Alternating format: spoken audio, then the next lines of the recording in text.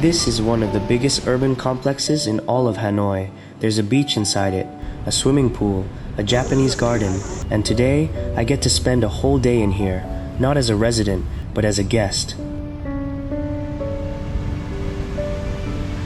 An old friend of mine, someone I studied with back in university, lives here now. He's busy this morning, so I'll explore on my own first, and then we'll spend the day together. Come with me, and let's see what middle-class life in Vietnam actually looks like.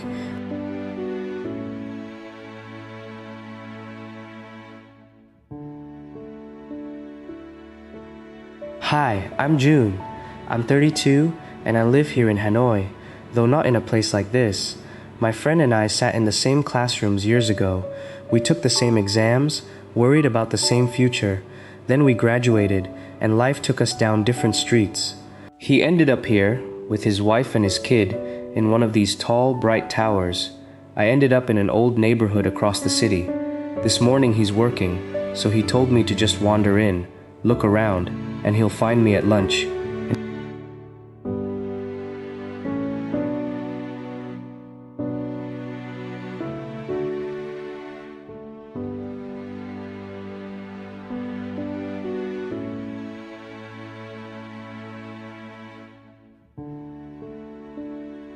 The first thing I notice is space. Where I live, every centimeter is used for something. Here, there's room to do nothing. Wide walking paths wind between the towers. Strips of green sit in the gaps where, in my neighborhood, there'd be parked motorbikes and tangled wires. There are benches everywhere, real benches, in the shade, just for sitting.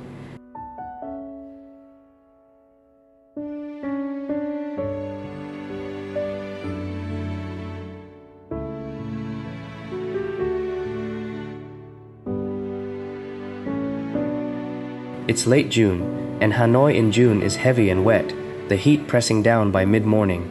But under these trees, with a little breeze, it's almost gentle.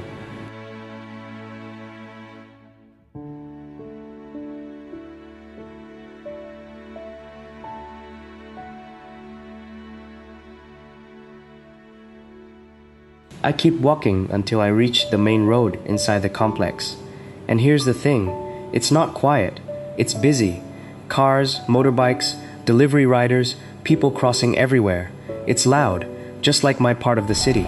The difference isn't the noise. The difference is that everything is clean. The pavement is smooth, the lanes are painted, no wires hang overhead, no potholes, no puddles of who knows what. It's the same chaos as home, just newer and planned.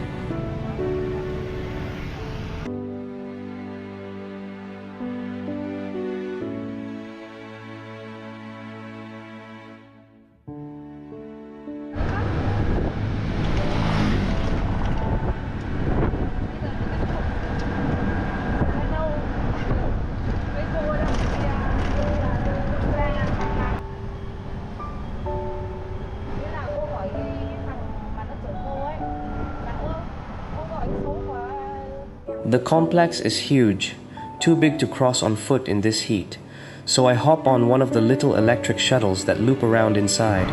It's smooth and cool, no engine smell, no horn. I sit by the window and watch the towers slide past, the long rows of trees. It's a small thing, but moving around like this, I start to really understand the scale of where my friend lives.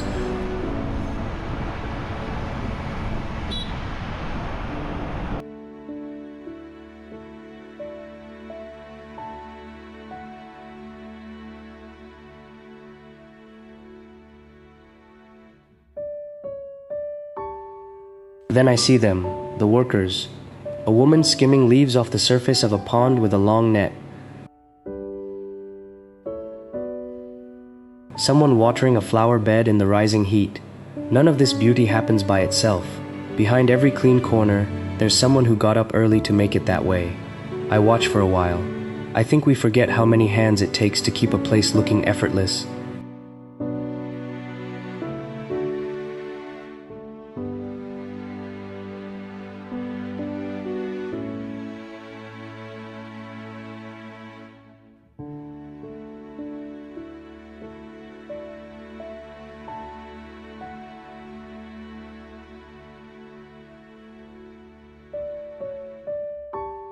I pass the swimming pool. It's barely mid-morning, and already a few residents are in the water, cooling off before the worst of the day's heat.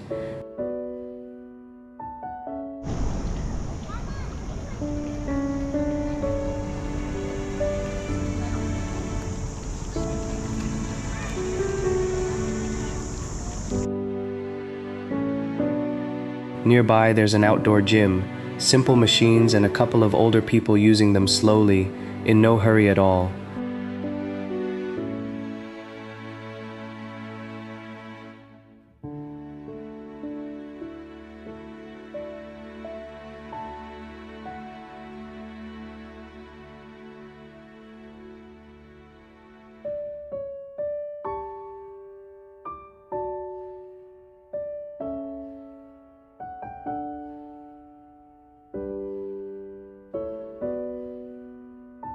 In no hurry at all.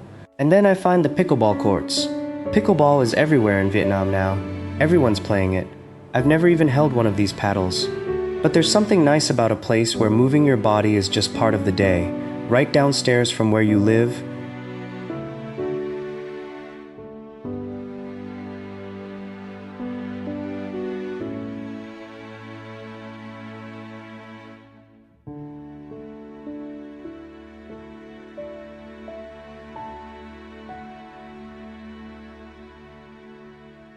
I find a bench and sit down for a moment, and I'll be honest, I'm just a guest here this morning.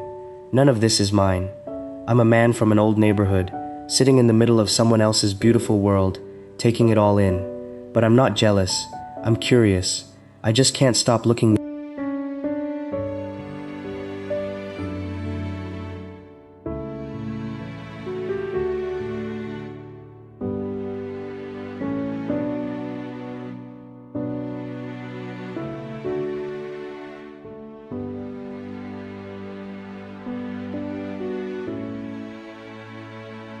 Around noon, my phone buzzes. My friend is finally free. It's good to see him, really good, the way it is with someone who knew you before you became whoever you are now.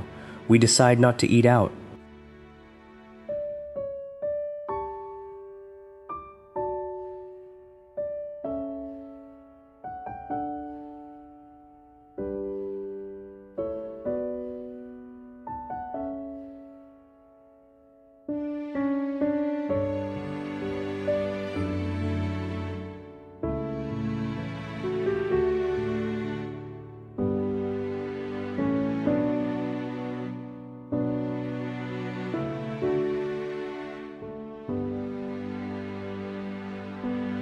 Instead, we walk to the convenience supermarket inside the complex to grab a few things and cook lunch ourselves.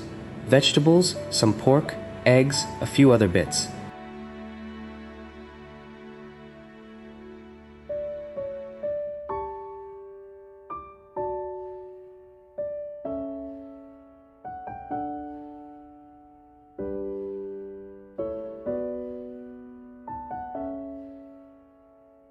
At the register, I do the quiet math out of habit.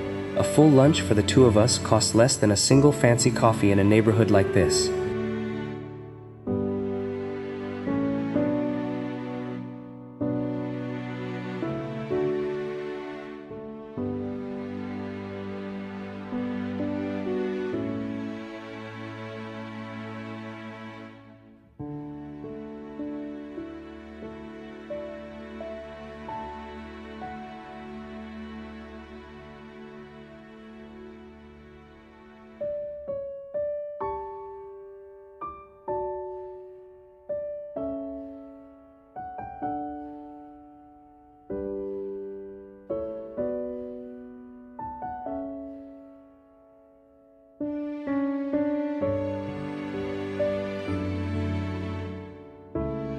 His kitchen is bright and new, but the moment we start cooking, it could be any kitchen, anywhere.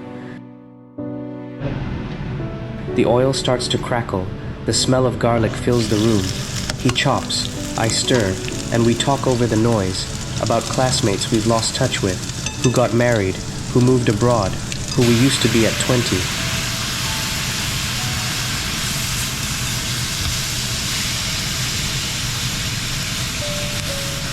We make a simple lunch, nothing fancy, rice, a stir fry, a bowl of soup, and we sit down and eat it together at his table.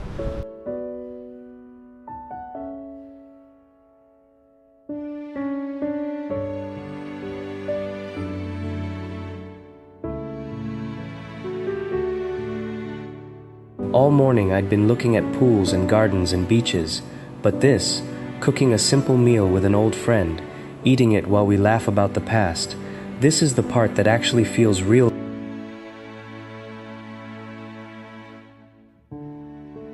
After lunch, I toured his house and let the worst of the afternoon heat pass.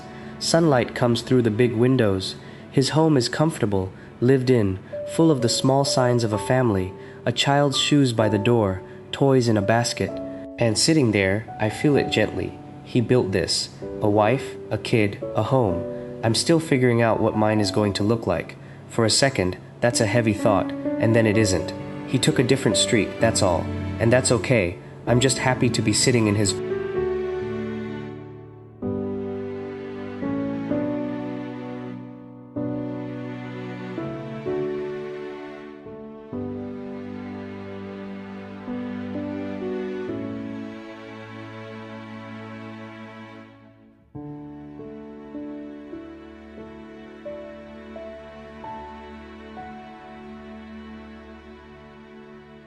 In the afternoon, he takes me to the part I'd been most curious about, because here's something you should know. The best amenities in a place like this are only for residents. The artificial beach, the barbecue area, the Japanese garden. A stranger like me can't just walk in. You have to live here, or be with someone who does. So I go in with him. And it's surreal. There's an actual beach, real sand, real water, in the middle of the city. Families are out despite the heat, kids digging in the sand.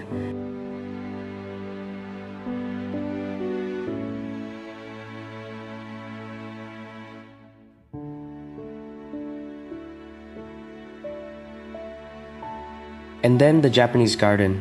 Still water, koi moving slowly under the surface, shade, the sound of a small fountain. I stand there and I think, some doors in this city only open if you live behind them. Today, mine opened because of a friend.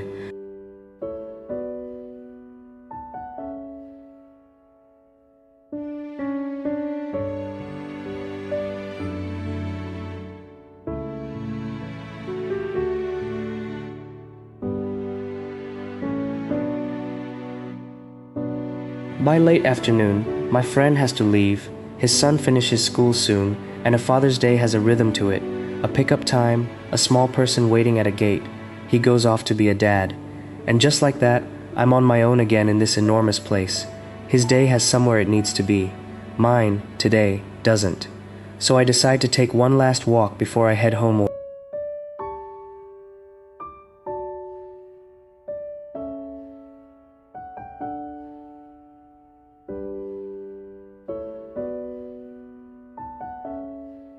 On my way out, I stop by the mall inside the complex. It's cool in here, bright and modern, and even now it's full of people.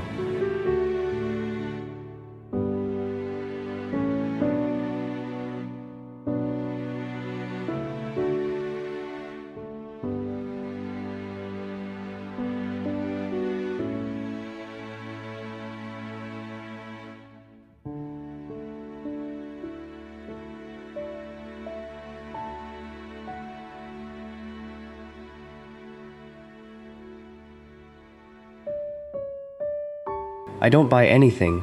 I just walk a slow loop, looking at the shops, letting the air conditioning chase off the heat one last time.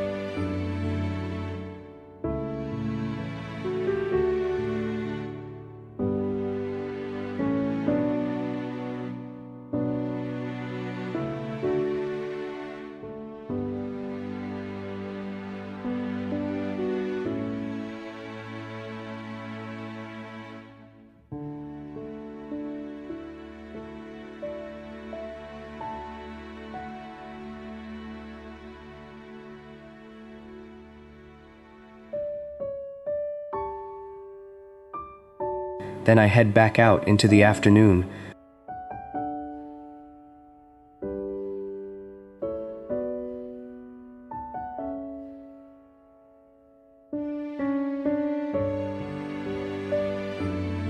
Outside, I pass something that stops me for a second. A huge electric car charging area, row after row of charging points.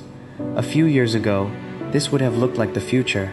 Here, it's just normal now, part of everyday life. The world really is changing, even if my own corner of it changes a little more slowly.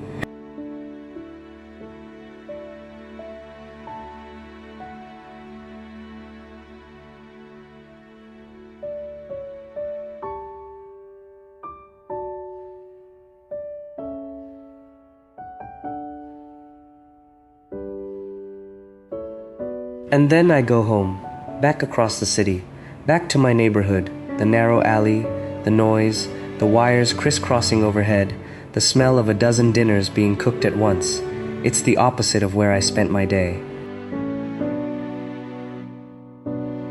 On the corner, I buy a banh mi from the cart I always go to. The bread is warm, the crust crackles when I bite into it. It costs almost nothing. I stand there eating it, the way I do most nights. And honestly, it tastes like mine.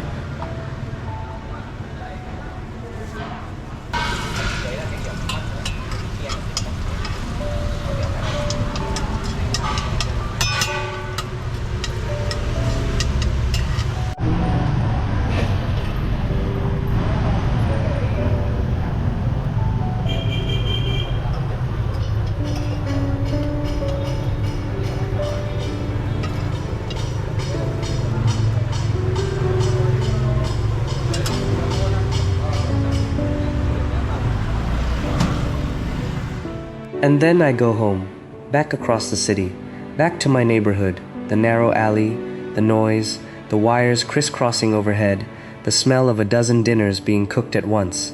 It's the opposite of where I spent my day. On the corner, I buy a banh mi from the cart I always go to. The bread is warm, the crust crackles when I bite into it. It costs almost nothing.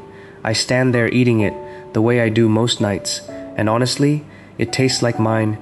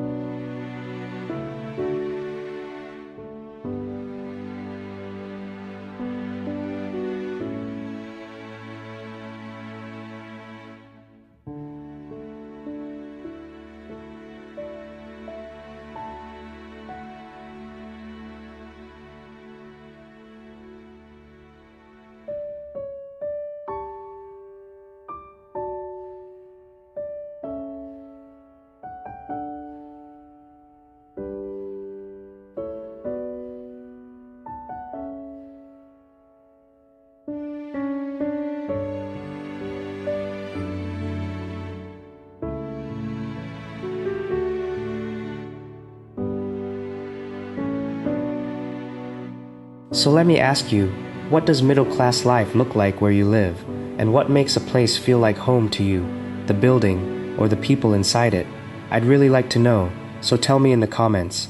Thank you for spending this day with me, for walking through someone else's world, and then coming home to mine. It means more than you know. Take care of yourself, and I'll see you in the next one.